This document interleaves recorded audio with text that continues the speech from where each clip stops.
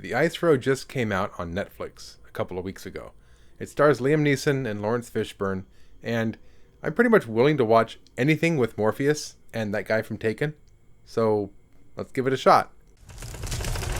What the hell was that?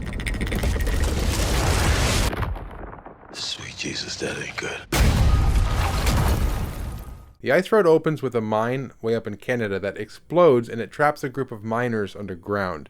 We have 26 trapped miners who are running out of air. The only way to get them out before they all suffocate is with some special drilling equipment. Well, the problem is, in order to get the equipment there, it needs to be driven over a frozen lake while it's thawing out as it gets closer to summertime. So a team is assembled to take the drive over the frozen lake in order to save the miners. There's Jim Goldenrod, played by Lawrence Fishburne. He's the one who assembles the whole group. I'm putting together a rescue mission.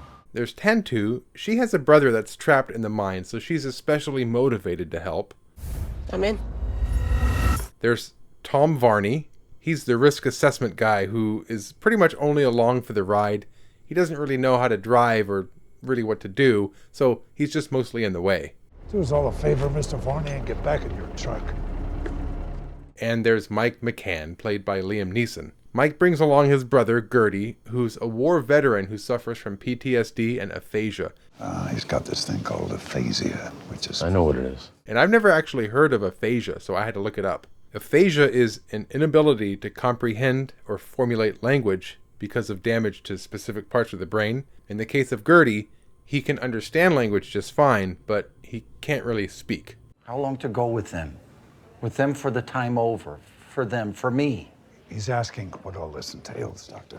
And I really like the relationship of Mike and his brother Gertie. Liam Neeson, let's not forget, before he was in all these mindless action movies, he was actually a dramatic actor. I mean, this guy was Oscar Schindler, for crying out loud. I could have got more out. I could have got more. I don't know if I just... So this guy can act, and his relationship with his brother is really brought to life through his performance. Gertie can't really take care of himself, so it's up to Mike to take care of him and to make sure he has a job. And all the stress about caring for his brother, it really gets to Mike sometimes. And there are a few scenes where he gets mad and he ends up saying or doing something that he's not really proud of. And Liam Neeson does a fantastic job at showing all the different emotions he goes through, from compassion to anger and even regret for the way that he treats his brother sometimes. I didn't mean to. I'm sorry, Gertie. So altogether, this is a really good performance. And it's not just Mike and Gertie's relationship that I really liked. The whole team really, I thought, was pretty good. Lawrence Fishburne is always fantastic.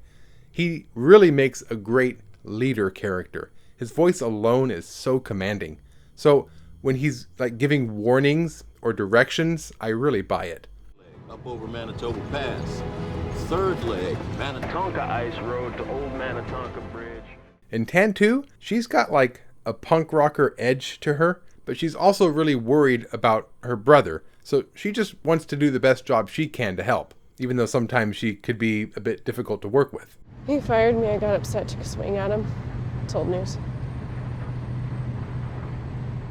And the whole dynamic of the team, I felt like, was really good. I also learned a lot about the Ice Road environment. I don't really watch that show, Ice Road Truckers, so a lot of this was new to me. Like the idea that if you travel too slow, the ice can't support your weight from your truck and it'll end up cracking. But if you travel too fast, you create this wave that goes out in front of you that can also crack the ice. I don't know if this is true, but I believed it for the movie. And stupid me, I didn't really watch the trailers to this movie, so I didn't know exactly what I was getting myself into. But up to this point, I thought it would be like a man versus nature movie. You know, I thought we'd have like these main characters that had to work together and brave the elements to drive across the melting lake to save a bunch of miners before they suffocate underground. I mean, I was 100% on board with this movie. So when it threw me a curveball where one of the people in the group were actually trying to sabotage the mission. So the question's time. We've been sabotaged. What happened to my movie? It suddenly became an explosion-filled truck chase movie across a melting frozen lake, which isn't a terrible premise. It's just not what I was expecting. I was already invested in the characters and I was really looking forward to their development. But we didn't get any development because the movie shifted its focus. So overall, I guess I was just disappointed. I wish the movie had stayed the course and just kept the environment as the enemy rather than having people be the enemy. Also, the special effects were pretty bad. And I think this could have been corrected if they just got rid of the whole espionage plot altogether. That would have eliminated a lot of the large-scale action sequences and explosions, and they could have used the money better on fewer effects. Because it's just weird seeing a movie with two big actors have such terrible CGI. And for that reason alone, I think this movie is exactly where it should be, on Netflix. If you got some extra time, check it out. It'll keep you entertained, but it doesn't really give you anything extra. It hints a few times at something extra, like with the characters and relationships, but ultimately, it just falls short.